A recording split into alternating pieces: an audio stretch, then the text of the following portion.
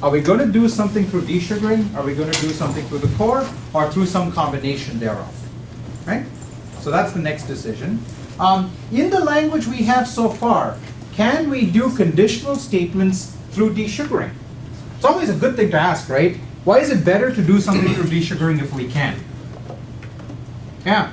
Keep the core language small. Keeps the core language small, makes the interpreter smaller, lets us, map more things to it. Can we do conditionals entirely through desugaring with just arithmetic? No. Depends on how many encoding tricks you want to play. Okay? But it also depends on what the meaning of a conditional is. Why can't you do conditionals with just arithmetic? Yeah. Because as it is, both expressions Yes, can be bingo. evaluated. Yes. I will explain that in a moment. Yes. Well, for one, our arithmetic operators are all binary, and if it's a ternary operator, I think. Yeah, but the critical thing is the bothness. He said both. What did he mean by both? Both. Both. If it helps close the evaluator, because that's all you have. Both. Same answer? Yeah, though you have no way of branching. The whole critical thing about a conditional is you want some part of it to not be evaluated, right? And right now we have nothing in our language that says selectively evaluate something, right? Evaluate one branch or the other. So somehow, let's say we manage to map our conditionals into if, or into, our if into plus, or multiplication, or subtraction, or whatever, right? The problem is they evaluate all of their arguments, and the whole point of a conditional is we don't want all the arguments to be all the pieces, sub-pieces to be evaluated, right? So that should give you an intuition that at the very least it's very hard to figure out how to do this through desugaring. And that actually leads us to a potential design decision, which is if it's really, really hard to do this through desugaring, perhaps there's a danger that even if we pull it off through desugaring, we might result with a desugaring that's so complicated that people wouldn't understand how something happened, right? They might say, I just don't get it. This is complicated. I don't even understand how if in this language works because I have to read this huge amount of desugaring code. Whereas it might have been a lot easier to just read the rule for the new if core feature because it becomes completely clear what's going on, right? Because what does the if core feature do? It says look at the conditional expression, test expression, determine which branch to take, and in particular, take one branch, right? If you read the structure of the code, you would realize after a moment, it evaluates one or the other, but never both. Never both. Right? And there's the essence of conditionals. Okay? So there's a good argument to make that even if you could figure out how to do it through desugaring, put it in the core language. Right? So you add it to the core language, then work your way back out, write your test cases, and do all those other wholesome things. Right? Yes? Good? Okay. I am not going to do this in class or in the notes because I think it's a good exercise for you to think through. It's not a whole lot of code. It's not a whole lot of work. If you have trouble doing it, what should you do? V for M. Value for money. These guys. Okay? Yes. Good. Okay? So I suggest you try it out, and if you get stuck, if it's not clear, go to the TAs and get help because you should be able to do that sort of thing. Okay? Let's do something a little more interesting instead.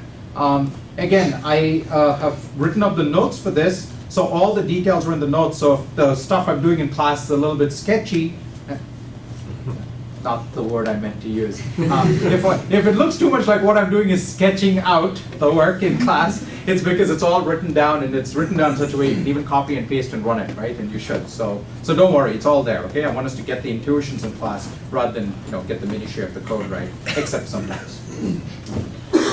So we've got a language with arithmetic. We could add, say, booleans. We have conditionals, right? We do have conditionals now, right? I've told you we do. So we have conditionals. So we should really move up the food chain a little bit, right? Let's do functions, right? Let's write down a few functions. Here's an example of a function.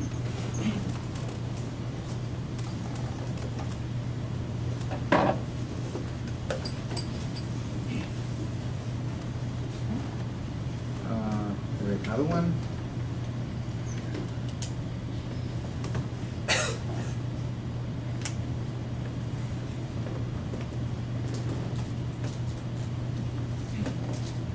Okay? So imagine that this is the kind of function we want to add to our language, right? Now I've only given you 2 examples, so I haven't really defined exactly what this function can and can't do and what it should and shouldn't do, right? For example, are there questions that I've left undefined, ill-defined from just these 2 examples?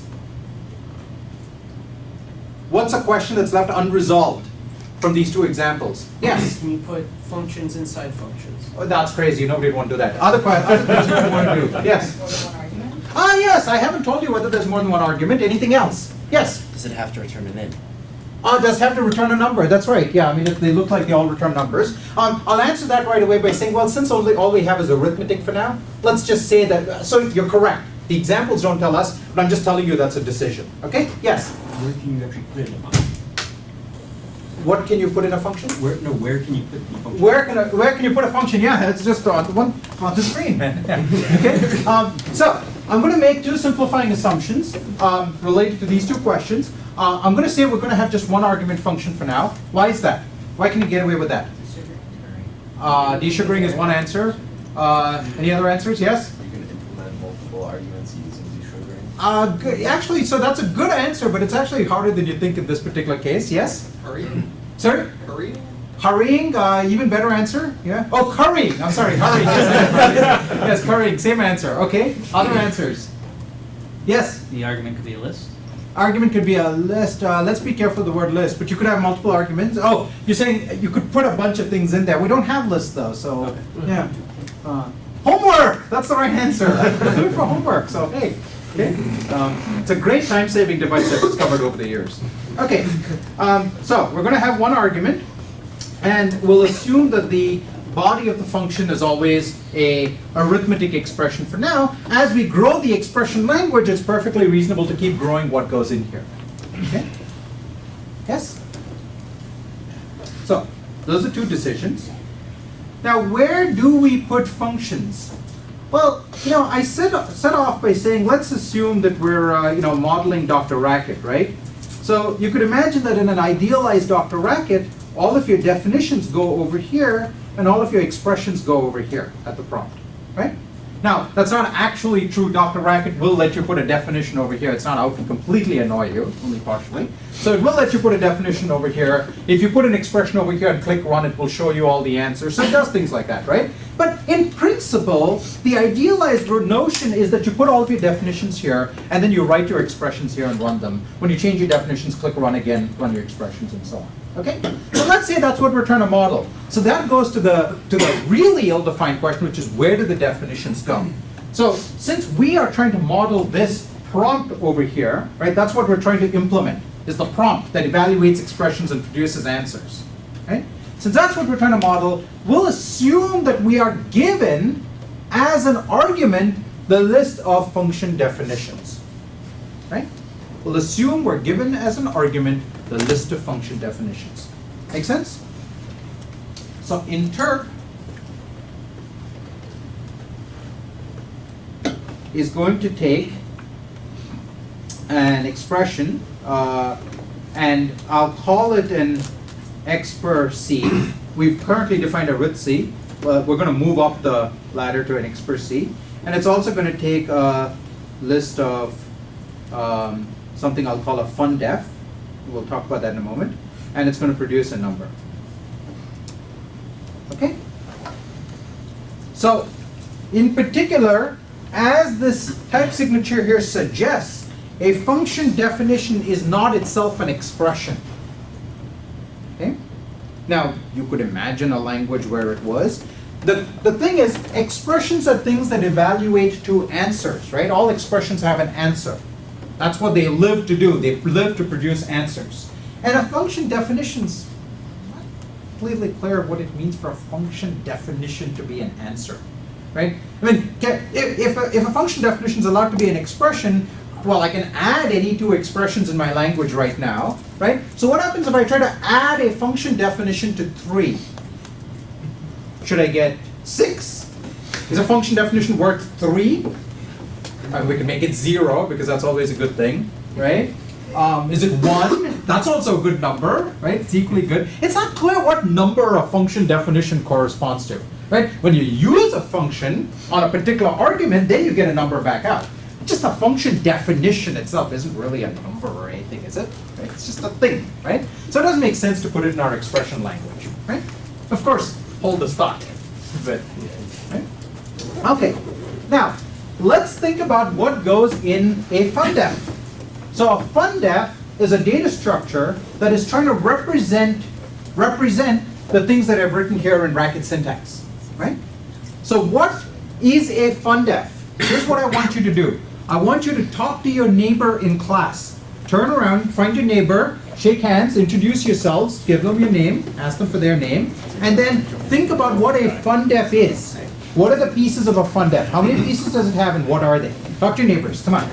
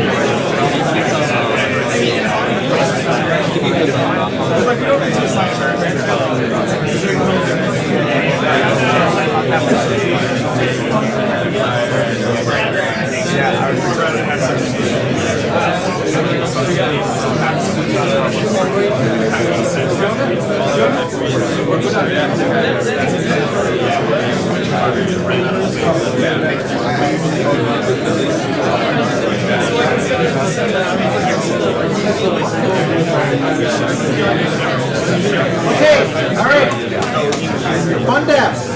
Fundef. How many pieces to a fundef?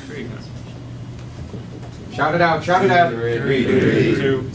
Yes, Brown students. 2 and 3. Okay, no agreement. Okay, anyone for 1? Good, okay. How many have 2 as their pieces? 2, several 2s, okay, that's good. How many have 3? Wait a minute. I saw 2s where there was a single person. That means you didn't agree as a pair. Okay, great, all right. How many 3s? Oh, majority. How many 4s? Okay, let's start with the 2s. 2sies, what are the 2 pieces? Yes? A rule and a name for the rule? Say that again? A rule and a name for the rule? Okay, so which is the rule part over here? Like plus x3 or... Yeah, so this blue box over here, right? And the name for the rule would be the F1, F2 column. Okay, good. Everyone okay with those 2? Yes? No. No, why not? I mean, you've also got some variable. Yeah, what about this XY thing, right? Okay, so is that your 3rd piece?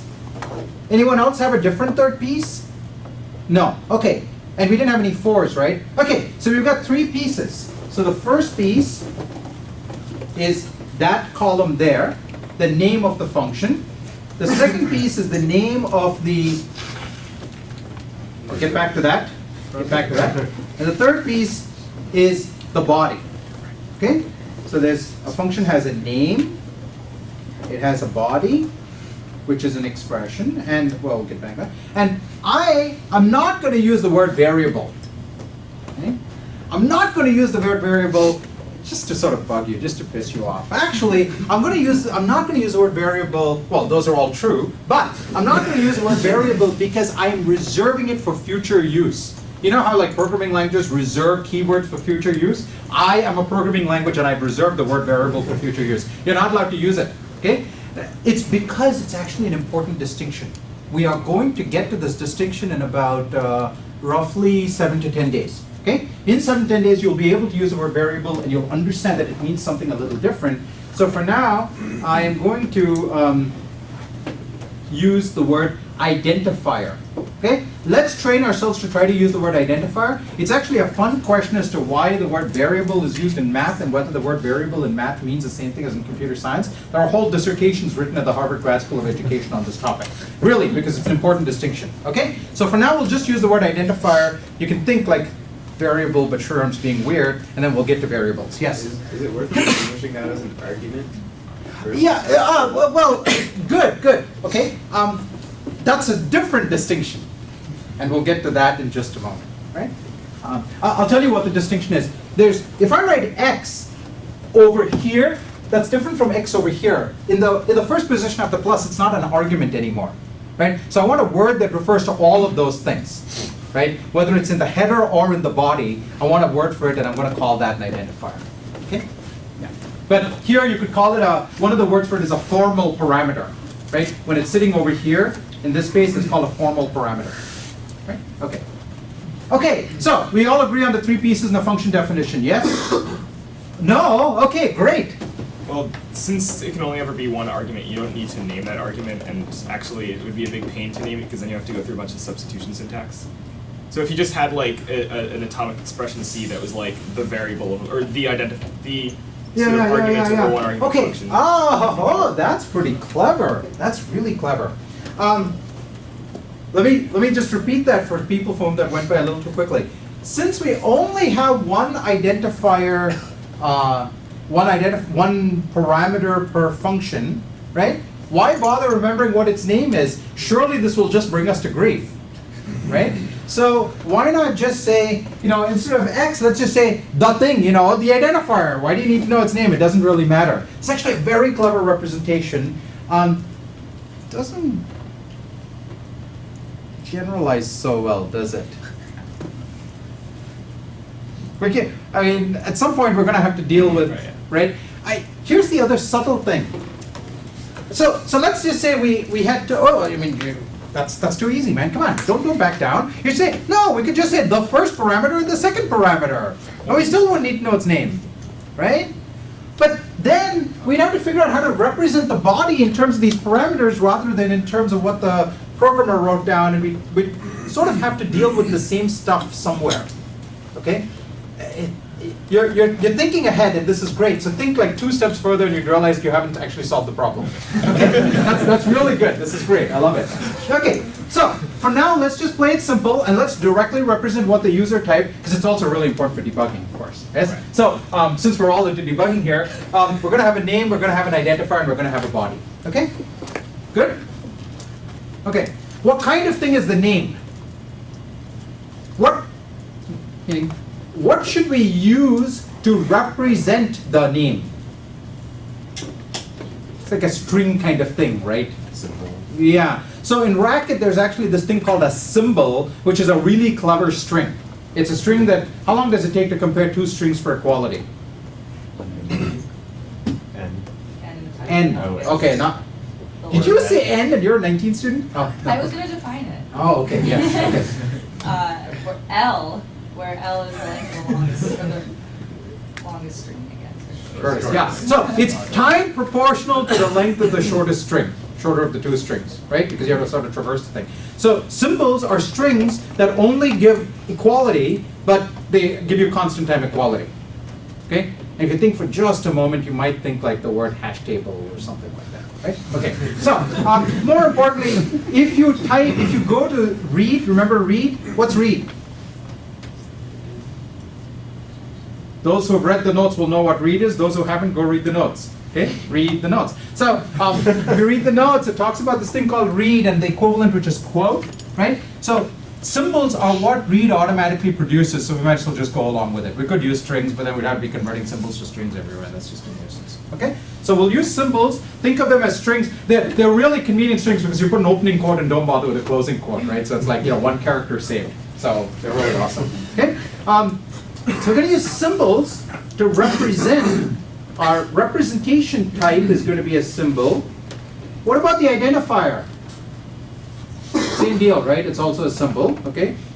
It could be a list of symbols. If we had, yeah. If we're but extending it to for multiple now, symbol, okay? What about body? What kind of thing is it? Yeah, so that's going to be one of these expercies, right? So we should talk about what an expercy is. What's in an expercy? Well, what does the board suggest an expercy is? What kind of thing is it? What data type have we defined that an expercy looks like? Yeah. It's kind of like an arithmetic. It's an arithmetic, right? It's clearly an arithmetic, right? It's an arithmetic expression. But With identifiers. With, but, yes, yes. What is different about an X per C? What might be different? Yeah. It's more general. It's more general, that's correct. It's a bigger language. And how is it bigger? Is it obvious from the board how it's bigger? You have conditionals. From the board, I don't see a conditional. But I mean, it could have conditionals, that's right. But from the board, what is evidently bigger about it? You can have the identifier. Yeah, right here. That's right, that's right, that's right. I got a colors on a thing with this many colors. Okay. Right here, right? That X thing there. That's not something we know how to represent in an arithmetic, right? If I took the expression plus x3 and typed it into my parser that I already had, what would it do? Kaboom, right? Go nuclear on you, right? It doesn't know how to parse it because we haven't said anything about how to represent identifiers. So we have to add some representation of identifiers to our language so we can represent identifiers. Okay? So far, so good? Okay. Now, there's another thing that I'm going to argue is missing from arithmetic that we need to add to X per C. And this one's subtle because it's not on the board.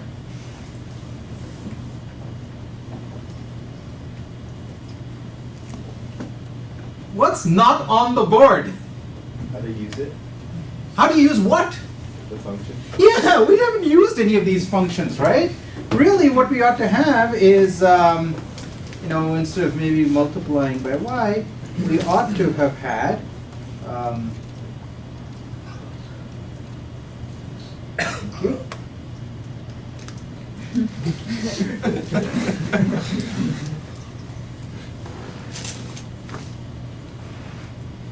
Something like that, right? And that too is something we don't have a way of currently representing in arithmetic.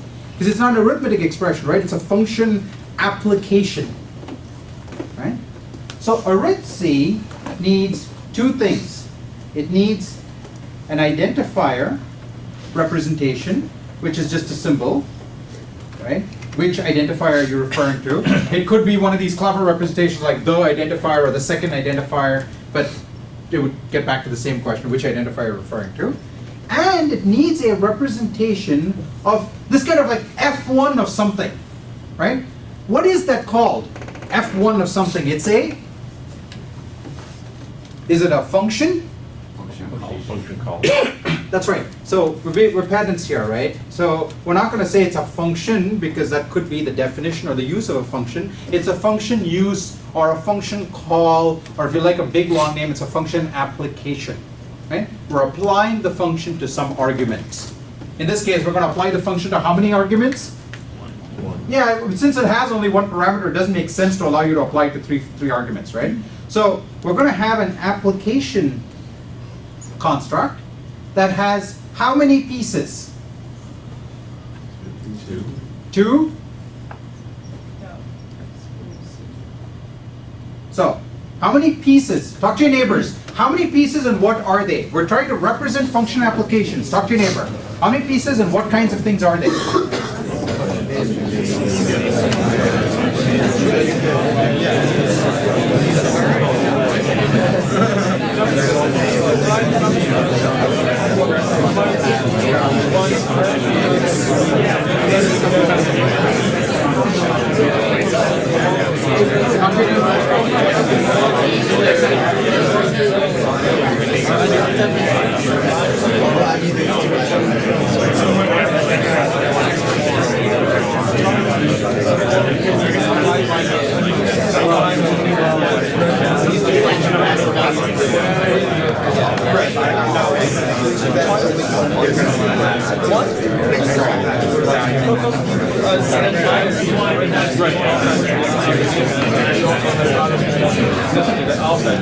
Okay, how many pieces? 1, 2, 3, 4.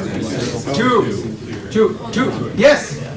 2, 3, 4. 4. Okay, very good. We'll start with the 2s and then we'll work our way up to the 4. We have a 4 finally. I'm happy. Okay. How many for 2? 2. What are the 2? Wait. 2 or 4? You're changing your mind. Why is it 2? Oh, you were saying 2 all along. I'm sorry. I saw multiple fingers up. Okay. I can count, you know. Sorry, computers. Okay. 2 or 4? 2. What are the 2 pieces? Symbol and the expressive. Well, what are the pieces? What do they represent? What is being represented by the first piece? Which function we're calling, and what's represented by the second piece? What we're giving it as an argument, right? Okay. And how shall we represent each of those pieces? Well, the second piece is obvious, right? It needs to be a x per c, right? It's not just a number. It could be like any arbitrary expression. Okay? So x per c. What about the first one? How do we represent which function we're calling? Symbol. It's got a name. Just write down its name. Most people want to separate argument and function. No, that doesn't make sense. We're picking out the function here, right? At the point of calling, so the question is something about separating out the argument. At this point, when we're calling the function, we don't know. We're just handing it off to somebody and saying, this function. No, I mean, you might want to have a different type of symbol for. Oh, you might want to have a different type of symbol. You might indeed. Okay. I don't. So what's my point? Okay. It's a perfectly legitimate point to make that you might want to have different data types to represent different things and not conflate them all as symbols. In this lecture, it actually kind of makes sense, but by Friday it won't make sense anymore. So let's not worry about it. Okay. Good. So we have identifiers, we have applications. Okay. So now we actually have a useful language, right? We have the ability to define functions. We take a list of those functions and pass them off to interp. Okay. Interp then is given an expression, and that expression can actually use those functions. And every time there's a function invocation, oh, we have to figure out what to do. Okay. Well, something happens, and that then goes off and does more evaluation, and we now have a programming language. Okay? If we can figure out how to write interp. So, let's try to write interp.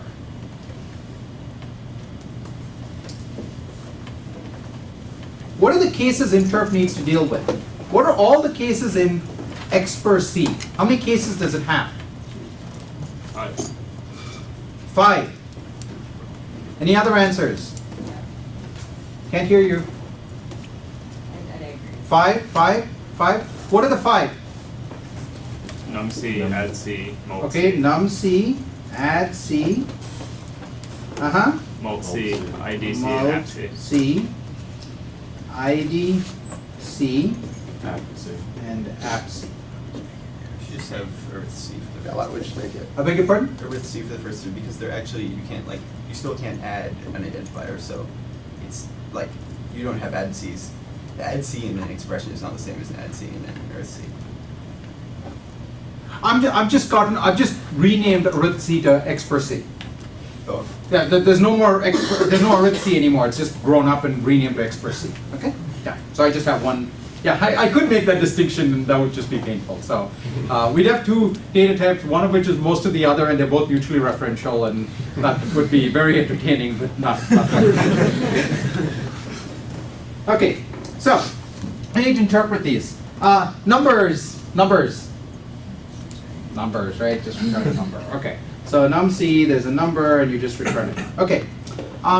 Add c, there's a left and a right. Okay. So remember, interp was taking how many arguments? It was taking.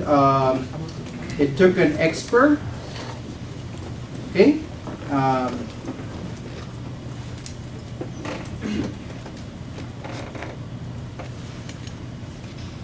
Define. Interp took an expression, and it took a list of function definitions, right? And now we're branching on the expr over here. So if we're in the number case, we're just going to return the number. If we're in the add c case, we have a left and a right, and what do we need to do? Interp each. We have to interp each. Now, we have to be really careful because there's an extra parameter now, right? And the extra parameter represents what? It represents the, Function list. what does it represent? What does that extra parameter represent? What does the extra parameter represent? What is FDs? The list of function definitions, right? It's saying you've already defined a function called f1 that has this thing and a function called f2 that has that thing, right? As we're in the middle of evaluating an arithmetic expression, is the list of function definitions changing? No. No, because we are down over here. We're down over here, and we're assuming somebody's locked the buffer, I guess. But that's up there, and we're not going to keep taking dynamic updates. We could imagine a language where that happens, but that's not the one we're working with, right? In Dr. Racket, you could be changing things up there, and the thing at the bottom just continues working with whatever you last pressed one on, right? So the set of function definitions does not change. So we can add interp of L in the current set of FDs to interp of R in the current set of FDs. Okay? And interp is still returning numbers, and so numbers add to numbers and all that goes out well. Okay? Multiplication, any surprises? No surprises, exactly the same. Okay, so we have only two interesting cases. Hey, we could finish class early today, that would be awesome. Maybe, we'll see.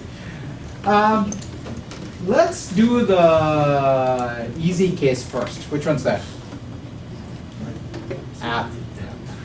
App is the easy case. Okay, that should give you a hint. So what happens in the app case? In the app case, I have two pieces, right?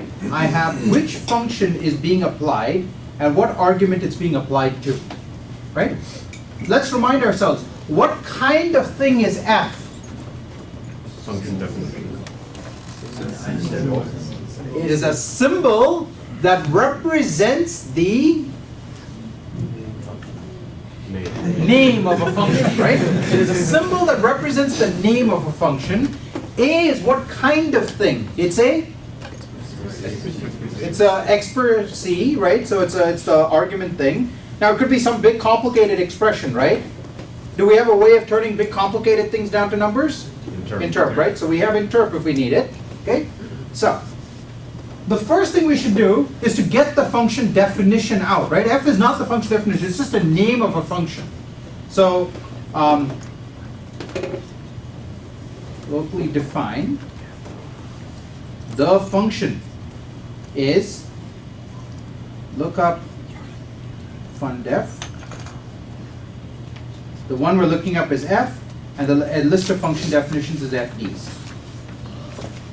Okay? I'm assuming we have a helper function called lookup fundef that's going to take a list of function definitions, traverse the list, and find the one that corresponds to the name f. Okay? Could you write this function? Yes, you can. Right? And if you have trouble, you should try writing it. And if you can't, well, if you can't, get with the program because you're going to have to be able to write such functions. But please try writing it for yourself. And when you're done, look at my version. It's in the notes. Even if it doesn't match exactly, as long as you got the right basic idea, that's good enough. Okay? So you're just going to walk down this list and checking the symbol of, you're checking the symbol that's over here against the corresponding symbol in each of the function definitions. Okay? That's what you do. Simple recursive function. So we're going to pull out, now we've turned our name into an actual function definition, right? What pieces does that function definition have? It has how many pieces? A function definition. Where should we be looking? Yes, exactly. Up. Okay? So a function definition has three pieces. Symbol that is its name, which we no longer need, right? We found the one that we wanted. So we don't care about this piece, but we certainly need to know what its parameter name is, because that parameter name is being used in the body, right? So we found the function that we want to use. We have an expression that represents its parameter, its argument, right? We're going to turn that into a number by interpreting it. And now what do we do with it? What do we do with it? You need to bind it to the identifier. Yeah, that's right. We need to associate that thing, its value. We need to associate it with y somehow, right? If f2 is the thing we're calling. And then what happens? That's not enough, right? We also have to then Evaluate the body. Yeah, we have to interpret the body of the function. And what happens to this y thing in the meanwhile? Well, what were you taught in school? Well, you just plug back out when you. Yeah, you plug it back in. Was there a name for plugging it back in? Substitution, right? You were taught to substitute, so let's do it. Okay? So here's what we're going to do. We are going to substitute, okay? There's 3 pieces to substitution. Okay?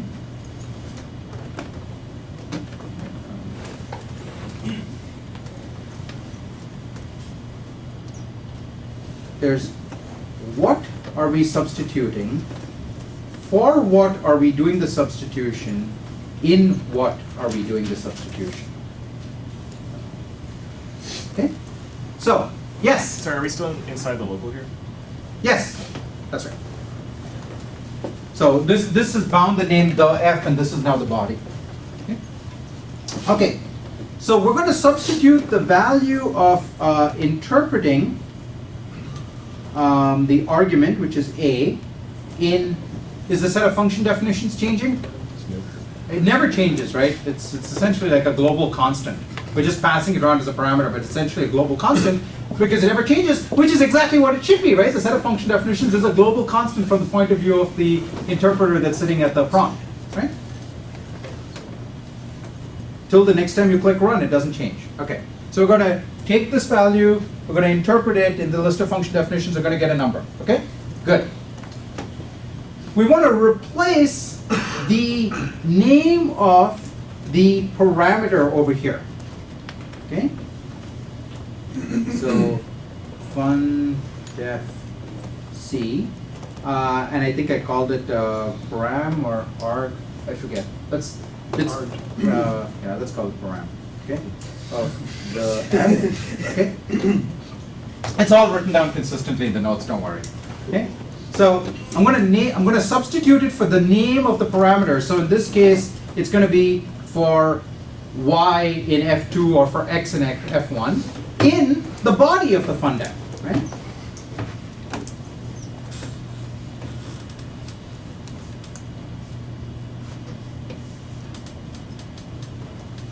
Okay. So interpret the parameter name, interpret the parameter expression, get a number, pull out the name of the function's parameter, like f1 of x means x, f2 of y means y, you pull out that name, okay? And you want to substitute all uses of that name in the body with this value. And so in the body, I want to substitute for this name with this value. Okay? Think about it for one moment and then I will take questions. Okay, first question. Is there a reason we're substituting or we're interpreting the parameter? I love it! I love it! As opposed to what? Just substituting the expression. Wonderful question! What an awesome question! Okay? The question is, I substituted the input of A FDS. I could have just substituted A instead, right? I could have substituted the expression instead of the value of the expression. Okay, this is like the $64 billion question in computer science. Okay, well, not all of computer science, but this is a serious, really, really important question. Are we substituting the expression without evaluating it? Are we substituting it after evaluating it? So some of you may know that this is the distinction between most programming languages and lazy, so-called lazy languages like Haskell. Okay? Now you have to be careful, like every language has some lazy component to it, right? Like a conditional is kind of lazy, doesn't evaluate some things at all. That's the ultimate kind of laziness, right? Like not doing homework at all. The point is, what happens at this point is actually a really important question, and I purposely did it this way in class because I've done it the other way in the notes so you can see the contrast. Okay? So in the notes, I actually defined substitution to take a whole expression. So instead of interp of A of FDS, you just have A sitting there. Okay? But the consequences of this distinction are really profound, and they'll take a long time for us to work through. Okay? We're going to come back to this distinction in November. Okay? Yes. So so ask me the question again in November. Yes. Question. Don't we also have to substitute for the function definition every time we see? Oh wait, never mind. Nope. I'm lying.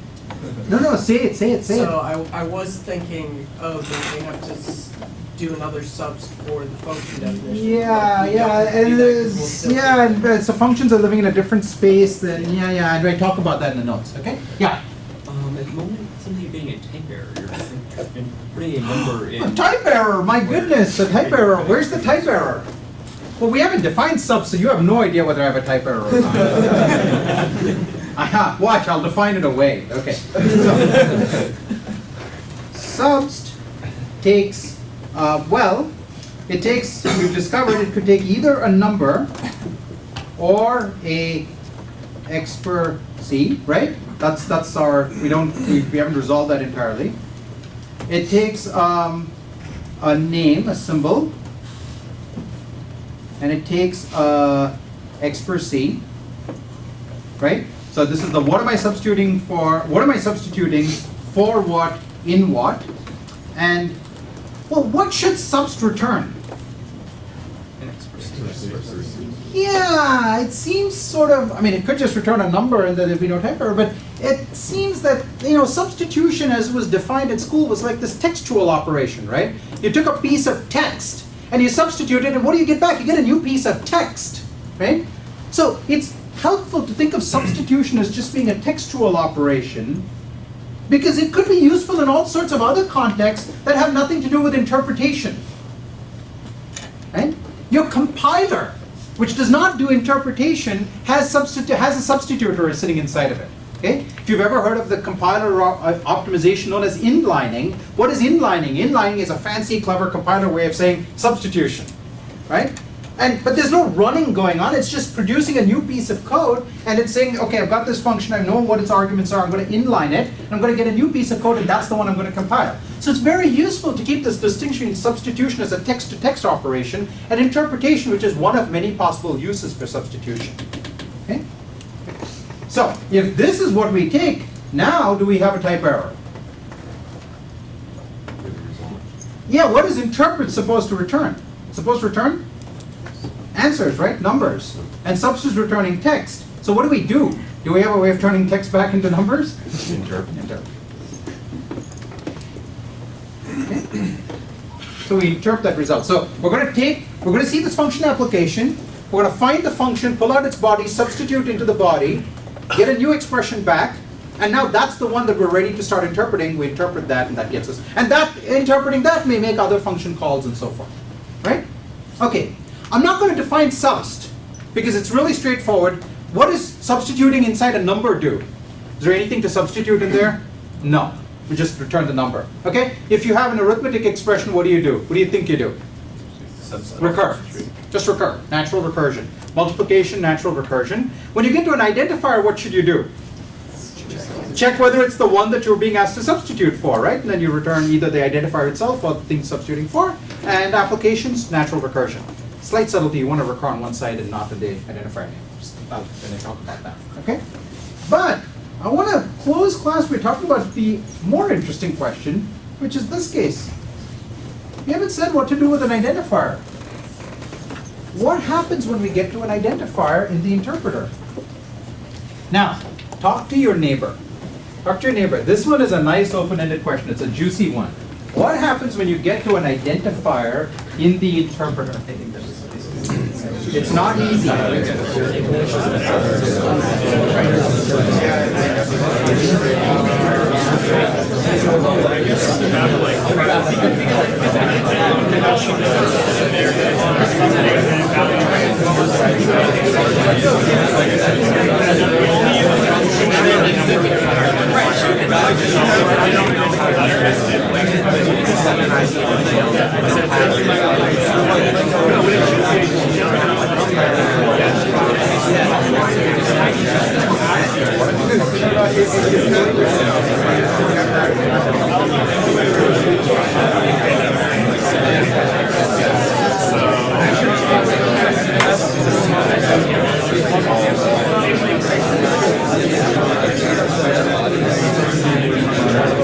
Okay, all right.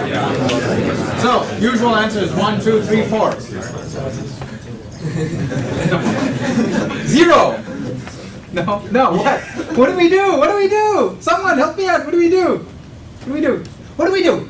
We need to keep track of what our valid identifiers along. We need to keep track of what our valid identifiers are. That's right. Yes. Okay. What else can we do? Error. Error. Return 0. That's what. Okay. So, what do you mean by error? Crash. It's just crash. No, no. I know what error means. Why is that a valid response? Yeah. Because any identifier should be within the context of a function. We've already defined that. Any identifier that the interpreter encounters is an identifier that was not already substituted away. See, what happens is when you substitute, you walk this expression that had identifiers floating around in it, and you replaced all those identifiers with the values or some other expression that they correspond to, right? So I give you x plus 3, and you say substitute x with 7, what do you get? You get 7 plus 3, right? The identifiers just get wiped out, they get eradicated by substitution. That's the job of substitution. There's an identifier left, there's a bug in substitution, or, since you all write perfect programs, or it was an identifier that was never found, right? If I write the equivalent of define f of x to be plus xy, when I substitute for x, what do I get back? Let's say I substitute x with 7, I get plus 7y. What is y? Unbound. It's an unbound identifier, it's a error. It's an error. Okay? So, you have this very amusing thing where no matter what the identifier is, the correct response is error. And that's why it's subtle. We can't talk about what to do in the identifier case till we've done the application case and understood substitution. You really grok substitution, realize there shouldn't be any of these left. So are we assuming also, just to clarify, that the functions can only take numbers as arguments? Because if the functions could take identifiers for other function names, then so for instance, in your That's a very good. That's a great question, and there's so many levels of layers to answer that I can't answer it right now. I will just say that part of it we will answer on Friday, right? But for now, the simple answer is, the slightly fake answer is, since all we have is numbers, yes, okay? And we'll peel back all the other layers as we go along. Question? It actually seems like you want this to be an error in the subst function, because otherwise you might have the plus xy in the Oh, that's a great point. Why is this not an error in subst? I'll leave it to you to think about why it's not. There's a good reason for it to not be an error in subst. Okay? Grow your language more. Unfetter your mind. Other questions? I might be asking this because I'm not following the big picture, but so you built from the framework from arith C from yesterday, and you expanded it to express C in a way that it will work with this type of defining components. Yeah. Can't you expand it in a way that you can define function definitions as an expression too? Oh, that's crazy. Nobody would want to do that. Next. Other questions? No, of course, we'll get there. We'll get there. That's exactly where we're going to go. But it turns out there's a lot of moving parts there. And I want you, it's going to turn out that all of this is a special case. Okay? And I want you to understand there's things I want to illustrate in the case of special case. It's easier to explain here than it is to explain there. And that's why there's a progression I'm building up. Okay? Good. Thank you. And see you next class. No.